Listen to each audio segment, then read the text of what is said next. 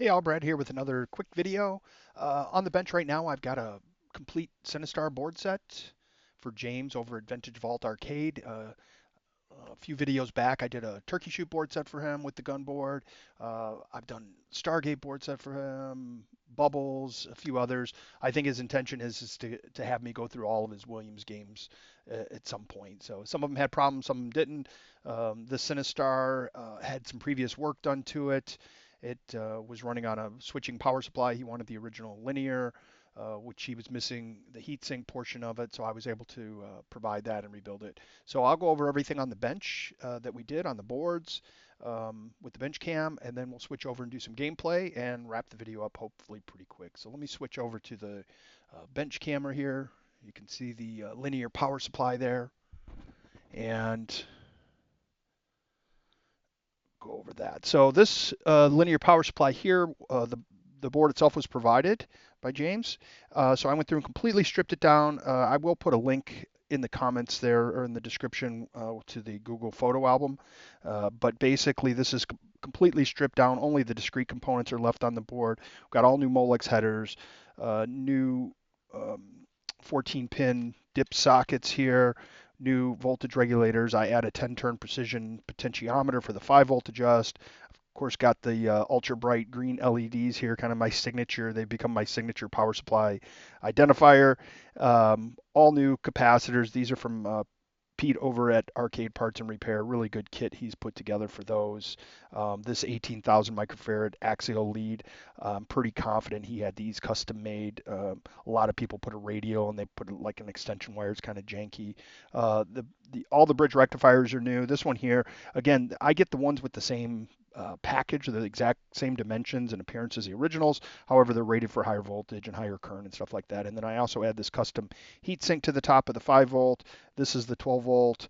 This is the -5. They're all new. All the filter caps in there are new as well. And then back on the heat sink back here, I provided that, went through and put new sill pads under the transistors, cleaned up the transistors, and then on the connector here, it's got a new Molex with the polarizing key on pin 5 there, and then it's got the Trifercon pin, so they're making contact on all 3 sides. And again, all these headers are new with the square pin, so a lot more surface area than the original.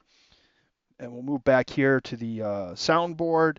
So I went through this, again, removed the fuses, cleaned them, new bridge rectifier here, all new Molex headers.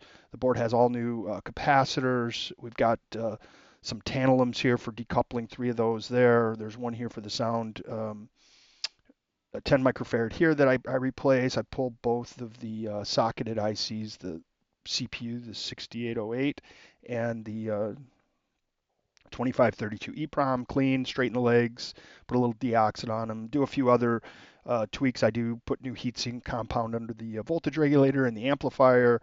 A little bit more gets done, just cleaning it up, straightening it up. Back here on the speech board, Sinistar is one of the few games, the Williams games that uses speech, and got a new tantalum cap here, of course, a new ribbon cable that I make in house.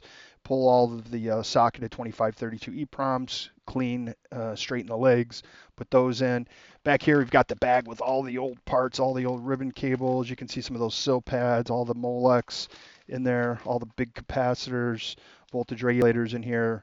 There was quite a few parts on this set that got replaced. We'll go back here to the MPU. I did put the CR2450 battery holder and battery in it, so we've got good here. This board had been modified for the 4164 single voltage RAM, and they were using an adapter on the power connector that came up, kind of a big long adapter that goes in series. So I actually install all new Molex headers, and then I have a way of modifying this connector. Actually, I can pull it off and show you here. I cut, normally pin 4 here is cut for the key, which is a ground leg, and I cut the one next to it, which originally was the 12 volt, and then the -5 here is on the end pin. I cut that, and underneath I actually connect that to ground without cutting any traces or doing anything in the boards. And then the pin that was the 12 volts, I bridge over to the 5-volt ones. So basically, for 4164 it works great, and if you bridge that -5 here, if they ever use 41256, then that address pin will not be floating. It'll be tied, so it'll work with those as well. And then we've got new filter caps here, Nichicons. We've got a nice tantalum axial lead for the soft start. I did put a new decoder in. There was nothing wrong with the old decoder other than the label was missing, so I actually had an original one that matched the same exact label. A lot of times I'll put a new one in with the new label, but I like to do them in pairs. So I had an original one. We put that in, pulled all the socketed chips, cleaned them up as usual. Um, Got a new socket in for the CMOS RAM. I installed a new one here. It had kind of a janky looking NV RAM module in there that we got rid of. James wanted to go back to the original setup like all of his other games. So it makes it convenient if you want to swap between games if you're having problems, stuff like that, because these MPUs are used on, Stargate, Bubbles, Sinistar, not Bubbles, sorry, Sinistar, Joust, Robotron, Splat. They all use the same MPU. So sometimes clearing the NVRAM CMOS memories can be tricky. So this way, all you have to do is pop the battery and you're good to go. ROM board, new ribbon cable, pulled all the socketed chips, including the SRAMs here, the blitters, all of the ROMs, clean, straighten the legs, new filter caps here, new Molex headers all the way around. These inductors here, they have a ferrite core, and it was just sliding back and forth on these. So I cleaned them up, centered them, and then put a couple drops of super glue on them so they won't move around anymore. Not that it was necessarily causing a problem, but it's just a little janky. So that's all been fixed. I/O board, new ribbon cable, new filter cap, new 15-pin header here with the square pins, fully tested as well. So everything on the bench is rock solid, and I've got everything set up to do a little gameplay, and we'll go through the diagnostics next. Let me switch over to that camera. Okay, I've showed this before, but I have a little remote control on my test bench. I'll go ahead and power it up. Whoops. There we go. So we're getting that little rug or carpet pattern. All systems go. And she goes right into a track mode. So that shows us the battery's working, all the diodes are working, the CMOS RAM's retaining all the settings and high scores and everything. So this is the normal track mode. So let me go ahead here. I've got my PlayStation controller set up on the bench. I think I covered this in the last video, but I'm emulating the 49-way optical joystick over to that I/O board. So I will coin it up here. I hunger. I hunger. And then I'll hit start.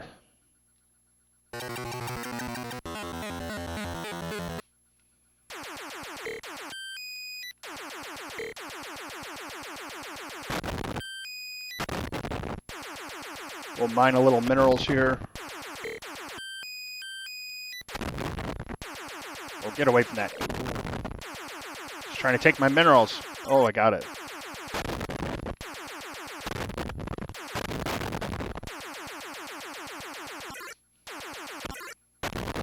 Anyway, you can see she's playing fine. Let me drop into diagnostics here.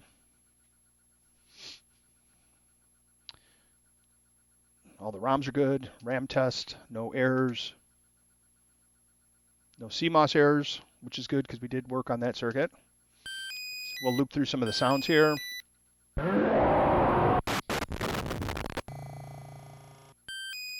And just loops back through. And here's the I/O screen. So what you're seeing here is the 49-way joystick inputs, and I'll move left and right here on the little joystick here. So there's left, right, up, down. My capture here, I am getting a little bit of latency on the audio. A lot of times I have to reboot this OBS application and then it fixes it, but we're probably a few hundred milliseconds out of sync here with audio, so no biggie. And then color test, it'll go through and do some like the 3 intensities on the red, and then the 3 intensities on green, and then blue I believe has 2 intensities. Yep, and then it'll just loop, and then we get the grid lines for setting convergence on your monitor. We'll get solid red, green, blue, and then color bars. And then we go into bookkeeping data, and then this is where you go through and adjust your settings, You can set free play here, tracked message, all kinds of cool stuff you can do here. And then after this, it goes right back into a track mode. So everything's solid on this. It's got 24 hours runtime on the bench. So I'm going to get it all boxed up and coming back to James over at Vintage Vault Arcade. And thanks for watching the video, and keep a lookout for the next one. Thanks.